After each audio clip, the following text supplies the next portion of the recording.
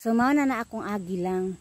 So kung wala pa ko nagbunglay adlaw-adlaw mga langga, wala ko'y agi, ako'y katamnan sa akong kapayas.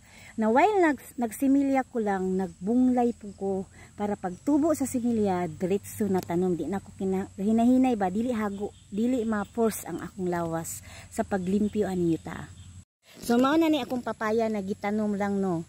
Katong ako na yung nauna-una og tanom kay dagko no, di ba? Gamay kina siya sa pormiro lang. Pero karon oh, di ba? Dayon ako bagong tinanom mo ni siya, mga dwarf papaya. Naka na lang kanang gipang-inanaan ako lang tugsukan.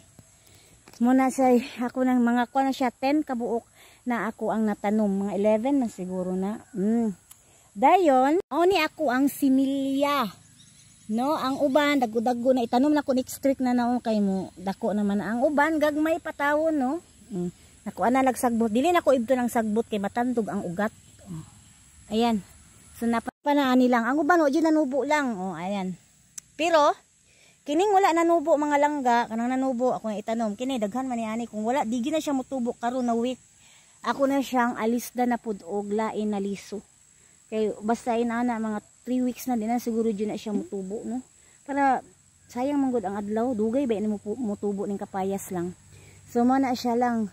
Then og mahurot na siya lang. Mahurot na ko malukop dyan ako ani. Mo transfer ko sa Pikas Barrio. Naman po ko yuta dito. Dito na ko kay mas lami gyud dito kay duol kaayo og karsada bitaw lang. Diri lang kung muharbis diri lang manuhol pa jud kag hakot padung sa pungtod lang. Kay napo man ni diri lang.